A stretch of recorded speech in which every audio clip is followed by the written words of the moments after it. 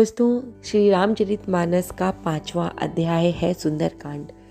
वैसे तो श्री रामचरितमानस का जो भी अध्याय है 7 हैं उसमें, जिसमें बालकांड है, अयोध्या कांड है, अरण्यक कांड है, किष्किंधा कांड है, सुंदरकांड है, लंका कांड है, उत्तरकांड है। ये सारे कांड राम जी को समर्पित हैं, लेकिन एकमात्र कांड जो है 5वां जो सुंदरकांड वो हनुमान जी को समर्पित है। और आप सभी लोग जानते हैं कि सुंदरकांड पाठ का विशेष लाभ मिलता है, हनुमान जी की विशेष कृपा मिलती है। लेकिन आज मैं आपको ये बताने जा रही हूँ कि आपको किस तरीके से सुंदरकांड का पाठ करना चाहिए ताकि आपको हनुमान जी की विशेष कृपा प्राप्त हो। आपको किस समय सुंदरकांड का पाठ करना चाहिए ताकि आपको हनुमान जी की विशेष कृपा प्राप्त हो। और आप कौन कौन सी ऐसी गलतियां कर रहे हैं जिस कारण से आप सुंदरकांड पढ़ तो रहे हैं लेकिन उसका पूरा लाभ आपको प्राप्त नहीं हो रहा। आज इसी वीडियो के अंतर्गत इन सब बातों को मैं आपसे साझा करूंगी।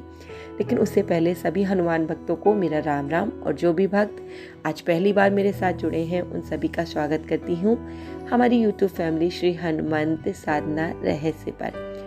दोस्तों, इस वीडियो को आगे शेयर ज़रूर कीजिएगा अगर आपको लगता है कि इसमें कुछ भी ऐसा है जो लोगों के काम आ सकता है, जो लोगों के जीवन में परिवर्तन ला सकता है, क्योंकि लोगों की मदद करना, उनके जीवन में परिवर्तन लाना ही मेरा लक्ष्य है।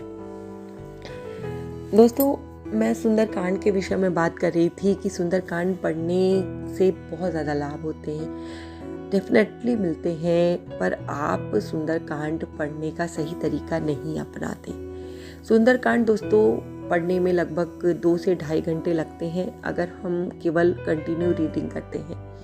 लेकिन अगर हम उसे म्यूजिक के साथ जैसे सुंदरकांड का पाठ करवाते हैं तो 5 से 6 घंटे भी लग सकते हैं, क्योंकि बीच बीच में भजन वगैरह होता है और साथ में चौपाई के साथ रामचरितमानस की किसी चौपाई के साथ संपुट लगाकर उसको पढ़ा जाता है।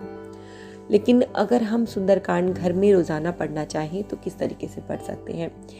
देखिए, या तो आप सुंदरकांड को पूरा पढ़िए एक साथ बैठकर, और या तो आप रामचरितमानस के मतलब अध्ययन कीजिए जिसके अंतर्गत सुंदरकांड आता है। आप 5 दोहे पढ़ सकते हैं रोजाना रामचरितमानस से। धीरे धीरे आप सुंदरकांड तक पहुंच जाएंगे।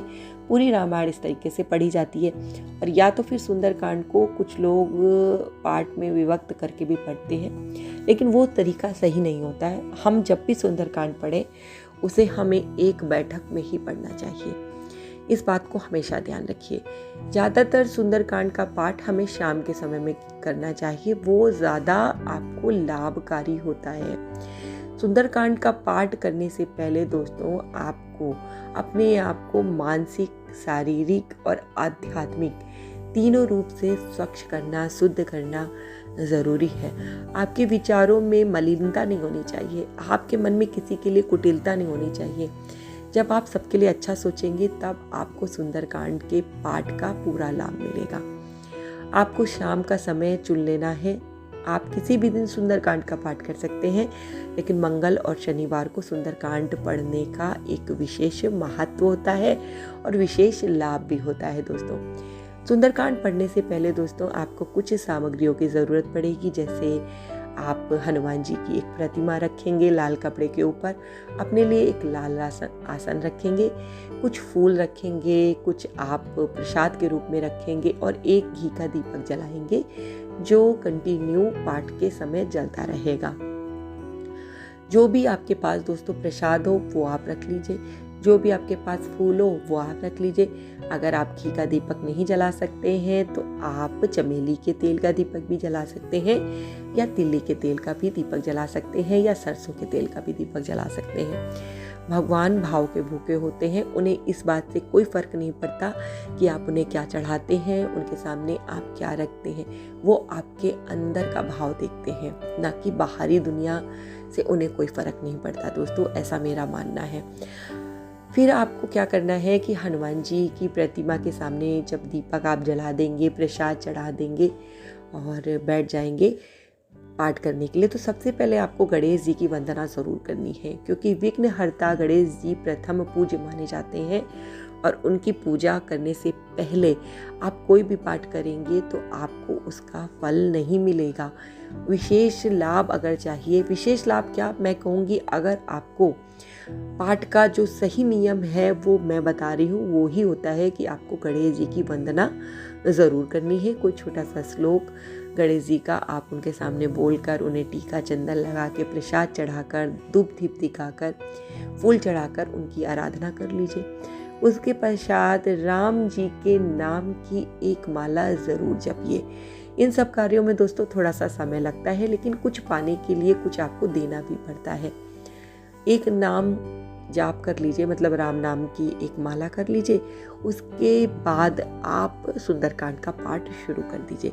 चाहिए तो संपुट लगाइए, नहीं तो ऐसे भी अगर आप कंटिन्यू पाठ करें तो अच्छा रहता है। लेकिन सुंदरकांड को पढ़ते समय दोस्तों आपके मन को कहीं इधर उधर भटकाना नहीं है। ये नहीं कि घर में कुछ हो रहा है, बच्चे कुछ कर रहे हैं, टीवी चल रही है, मोबाइल पे फ़ोन आ रहा है, आपका ध्यान भटक रहा है, तो ऐसे नहीं। जब आप बिल्कुल फ्री हो तब आप सुंदरकांड के पाठ को कीजिए। पाठ पूरा हो जाने के बाद आपको हनुमान जी की आरती करनी है और रामायण की आरती करनी है, यानी कि रामचरित मानस की आरती, जो पीछे की तरफ आप देखेंगे सुंदरकांड पाठ के पीछे भी लिखी रहती है। जो लाइन है, आरती कीजिए श्री रामायण जी की, इस तरीके से होती है। अगर आपको नहीं मिलती है तो आप राम जी की आरती करिए, उसके बाद हनुमान जी की आरती कर दीजिए। फिर वो प्रसाद आप अपने घर में बांट दीजिए। इस तरीके से जब आप सुंदरकांड का पाठ करेंगे तो आपको उस पाठ का पूरा लाभ मिलेगा और आपके जीवन में सकारात्मक परिवर्तन भी आएंगे और आपके घर से निगेटिविटी बिल्कुल दूर भाग जाएगी। ये सब करके देखिए, फिर मुझे कमेंट ज़रूर कीजिएगा और मैं बाबा से प्रार्थना करूंगी कि बाबा मेरे सभी भक्तों पर अपनी कृपा दृष्टि ऐसे ही बना कर रखिए और जो भी भक्त आपकी सच्चे दिल से आराधना करे उसके जीवन में सुख शांति दें, उसके बच्चों पर अपनी कृपा दृष्टि बना के रखें। इसी के साथ दोस्तों, जय श्री राम, जय बाबा की और हर हर महादेव दोस्तों।